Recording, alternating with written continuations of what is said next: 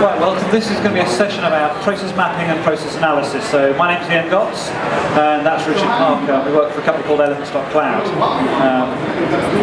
So the reason that we're all here is because...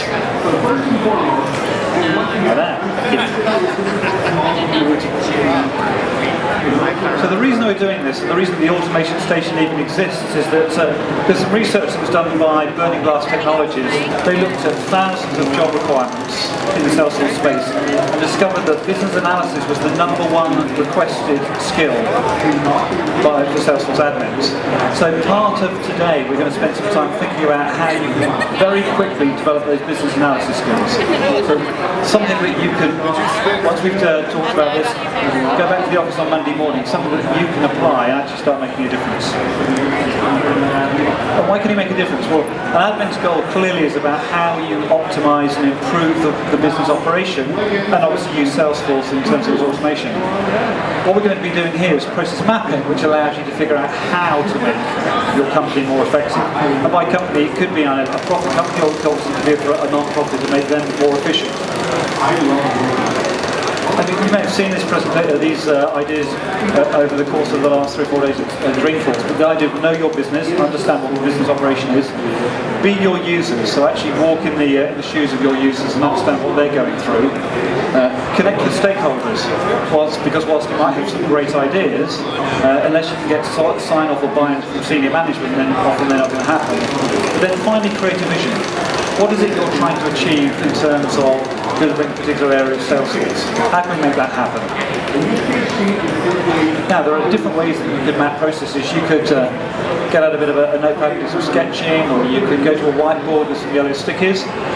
For this session, we're going to use a product called Elements.cloud.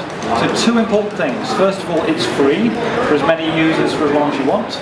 Most people start smiling, which is fantastic. The second thing is it's tightly integrated into Salesforce.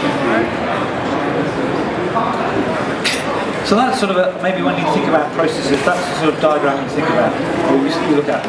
And I've been probably in the business process space for probably 20 years. I still feel quite queasy and uncomfortable looking at something like that. Now that may be great if you're right in the detail in the IT department, but what we want to talk about is how do you engage end users and help them understand how they can make their business better, and that won't do it. That's a photograph from that we took at a client.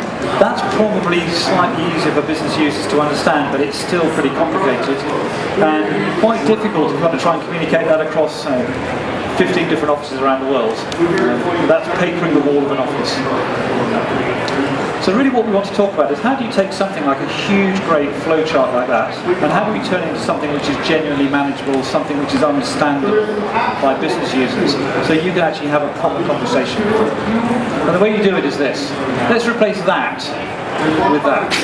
So a very simple, high-level process. This could be quote to cash, it could be recruit to retire. So some high-level activities, some inputs and outputs. Now clearly we still need all that detail, and the way you get to the detail is from any one of these. If you click on them, you can then actually build out a structure of diagrams. So all the detail is still there, but it's level by level, so it means that you can start to communicate with people at the level they need to operate at. Now, the good bit about all of this is, in terms of a process mapping technique or an approach, is you don't need to try and remember 6 different shapes, and that shape with that colour means this. Very simple approach. When you do something, what happens, the activity, why are you doing it, so the outcome. If you want to know how in more detail, then just click on the corner and it'll take you to the next level, or click on the paperclip and you can attach the Salesforce screen, or the video, or the specification, or the document. And then here we've got who is responsible for it, or who actually does it. And that could be a system, it could be an individual, or a team, or a department. And obviously with that simple building block, okay, I'm hungry, get bread, sous chef, take the bread, put it in the toaster, and you end up with toast. So we're starting to build sentences out of those words. And that's fantastic, and that's very simplistic, but how do we make this more complicated? So let's think about, we're now running a cafe, So we're now telling a story. Yeah, fine. Cafe is run by the owner, creates a menu with the chef, they buy food, they come together and serve breakfast. That idea that how do I make bread turn into toast, cook eggs and so on, that must be somewhere below this activity called breakfast. And you can build your way down. And it's obviously very simple, but again, one of the clients from a while ago, 10,000 diagrams in that hierarchy. And you go, that's ridiculous. Well, no, they were an investment bank, and they were a North American bank, so investment banking, retail banking, wealth management, and they're regulated, which means they have to write everything down. So right down to, I know, how do you stop a car? How do you issue a checkbook? How do you close an account? How do you open an account? So all those things have to be written down somewhere. Now, if you're trying to do that in, let's say, Visio diagrams managed in something like SharePoint, virtually impossible. But building out that hierarchy and managing it with a tool that does that, then you've got an opportunity there to actually manage that and keep it in control. So what we're going to do is actually going to do some live mapping. So rather than talk at you, you are going to help me write some process maps. So the reason we've got a dice here is that we've got 6 different companies. So if you'd like to roll the dice for me, sir.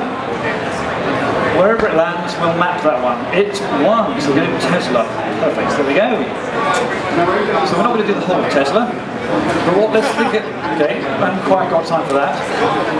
But let's think about an area of Tesla. Let's think about, they don't do very many motor shows, but let's think about then what it takes to get a car to a motor show. That process end to end. As I said, we're going to use a bit of software called Elements, 100% in the cloud, free, integrated in Salesforce. So you don't have to use this, you can use other tools, we just happen to think that this is probably one of the easier ways of doing it. So we're going to use that.